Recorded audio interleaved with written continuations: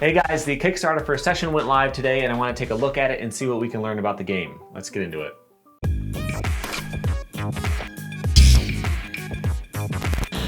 Hey guys, welcome back to Rad Rat Video, the channel where you can learn something new about skateboarding 3 times a week. Every Monday, Wednesday, and Friday we take a look at something in the skateboarding world. Recently, I played a demo for Session. And I showed you a secret level. Funny story, I was not supposed to show you that, but they forgot to tell me and they forgot to disable it. So what I showed you in that secret level was the Kickstarter demo. That's why there were all those Kickstarter banners in there. But that demo is now available, so as you're watching the video, click over to the Session Kickstarter. I have a link in the description and start downloading that demo because you'll definitely want to give it a try. You only get that one skate park in the prison. They said that the other level has too many glitches. They didn't want to release that publicly too widely anyway. So go ahead and get that started, but I want to take a look at the Kickstarter and see what we can learn about the game. So what they're asking for is 62,400 some dollars. That's 80,000 Canadian, and that is a low enough target that I'm pretty much certain that they're gonna do that probably by the end of the week. I looked at the page, and by the time I added my own backing to the cart and I went to that page, they had gotten like 100 more backers. So it's starting to take off. You definitely want to take a look at it soon because there are specials. If you do it sooner, you know, you get like the early bird version or whatever. So you definitely want to check that out, but I'm pretty sure that they're going to reach that no problem. We'll see about all the stretch goals and stuff though. We'll get to that in a little bit. So what they're asking for is money to get another artist and programmer so that they can really start building more momentum with the game.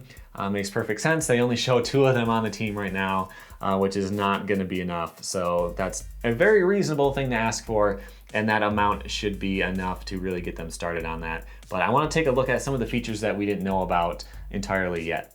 One of the things they mentioned is the video sharing and social media modes. This is very similar to what it was like in Skate.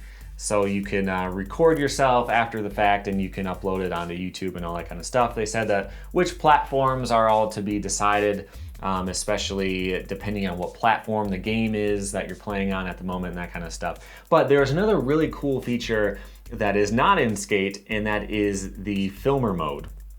It also lets the player record movies easily while following their friends and find the best angles without feeling overwhelmed. It's designed to help the player feel like a professional cameraman with presets such as auto follow, auto target, optimal angles, and much more. So this seemed like a really cool idea. They show a screenshot of what the controls will be like, and you can like cover the lens with your hand afterward and stuff like that. It really seems like that is going to be a cool idea. That is one of the stretch goals, which we'll talk about, but that is a pretty cool thing because recording yourself in Skate afterward is pretty cool. But if you could do it live and actually follow your buddies around, that seems like it could be a lot of fun as an online mode. But let's take a look at some of the other things. One of the things that I noticed was the idea of the way that you have to balance your grinds. So it's not just balancing to stay on the rail. If you put your wheels too far back onto the wheels, the wheel will bite and that could throw you off. It just seems like they're going really all in on the physics and trying to make it as realistic of a skateboarding game as humanly possible. One of the other things is the way that your character will progress. In most games, if you come at it with enough skill, like in the Skate games, you can be basically as good as you'll ever be right out of the gate. But in this game, you actually have to get better at tricks. Let me read this one part for you. The progression system in Session is based on what you do and how often. For example, if you keep doing kickflips, you're going to get better at it. You'll be able to flip faster when you need to, pop higher, and have an easier time catching your trick. This way, your skills will continuously open new venues and spots to shred. However, if you think everything you gain stays forever, you're wrong. Like any other athlete, if you don't keep practicing, you'll lose that edge. I really like that idea because it can give every individual player a unique style. Maybe not in the way they do the trick, but if my character, I do a lot of kickflips all the time, I can do them really high, I can kickflip up onto that ledge and you can't, but you can do a big spin really high and you can do it over here. We each have our own skill set and our characters actually develop on their own, not just your skill as a player, although that's a big part of it too. I've always thought that would be a really cool way to put something in a game, and there hasn't been a good way to do it yet that I've seen. You know, in the Tony Hawk games, you just buy the next trick, so your character gets better, but he doesn't actually get more efficient at doing a trick. with the stats, you add things in, but this is a little bit different. It's like gaining skills naturally, more of like a Skyrim type of thing, rather than just buying upgrades. So that was really cool. Another thing that I liked was the way that they're gonna add in real life spots. So they show the Brooklyn banks. They have a lot of other ideas of things that they're gonna put in there, but they're going to be customizable in a certain way. So let me read this part to you. A spot sucks? Let us know. We'll put construction signs for a couple weeks and we'll fix it. This skate plaza is always empty. Development metrics will tell us why and we'll redo it. So that seems like a cool idea. Also, all of the multiplayer modes, being able to play, either just go to a spot and session it, or playing games of skate and that kind of thing with each other. I'm really looking forward to being able to do that with you guys when the game comes out. We'll talk about release and all that stuff in a minute. But let's take a look at the stretch goals. So I have a couple of them written down here. Keep in mind, this is all in Canadian dollars, so it is significantly less. I know most of you guys who are watching are in the US, but so the stretch goals, get 130,000. That will allow you to customize your character. They show what the character model looks like right here. And you'll be able to change your hats and add in accessories, all that kind of stuff that you're used to. But that is a stretch goal because it's not technically necessary to be able to skate a spot. Another stretch goal is transition skating Invert. This is at 205,000. A lot of people asked about this when I showed the demo, and I didn't have an answer. I didn't know that there was an answer yet, but that seems to be the case. So they want to do it, but it's going to cost more money. They want to do a new motion capture session with a vert skater and get that all right. The way it'll be if they don't get that, I know there are quarter pipes in the one demo level, and you know, it's just kind of like a bank, but you're not going to be able to pump it and, you know, skate it like vert. So that'll be a stretch goal. Another one is the filmer mode at 450,000. I really hope that one goes through because that sounds like a lot of fun. That sounds like a good way to keep the game fresh and have a reason to keep on playing it as time goes on. So that one is going to be pretty cool. Next is the story mode at 510,000. So this was a big question that a lot of people had, including myself. The only hint we had was in the demo where you start in the prison and you end up skating in the prison in the barbed wire fences and stuff.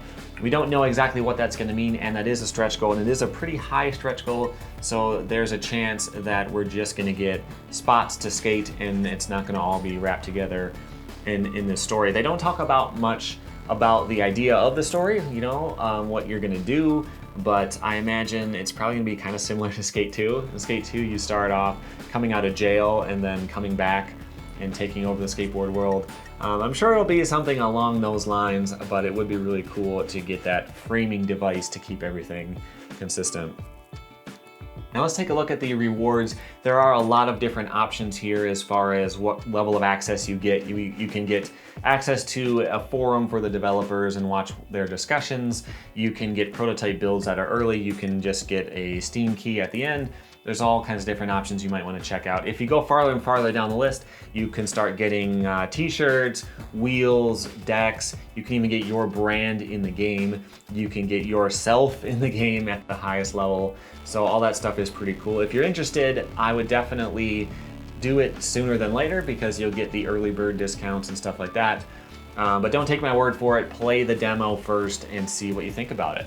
I think that the fact that there's a demo is a really, really good sign. A lot of these games just come out as a concept and an idea, and then it never happens. But they've clearly put a lot of time and effort into it already, and it already exists in some form. We're just helping them refine it. So I think that's a really good sign. If you look at when the rewards will be fulfilled, you'll get a hint as to where the release date is going to be. They're looking at late 2019, which seems very reasonable. I'm sure if the funding goes through the roof, they can hire more people or whatever, but they're giving themselves a more reasonable goal.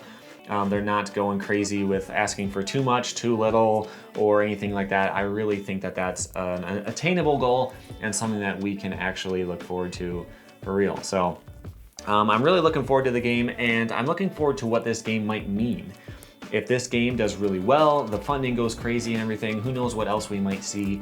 That might be the final hint we need to get a Skate 4 in development, or recently Tony Hawk on Twitter said that he would like to do another Tony Hawk game, but since Activision owns the rights and they don't want to do one right now, it's kind of in limbo. But hey, who knows? If this game really takes off, we might start to see another resurgence in skateboarding games, and that would be great for everybody.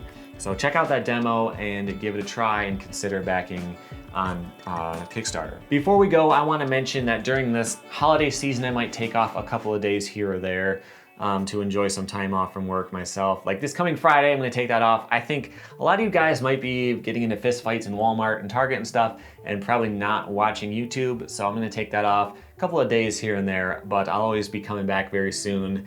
So I just wanted to mention that.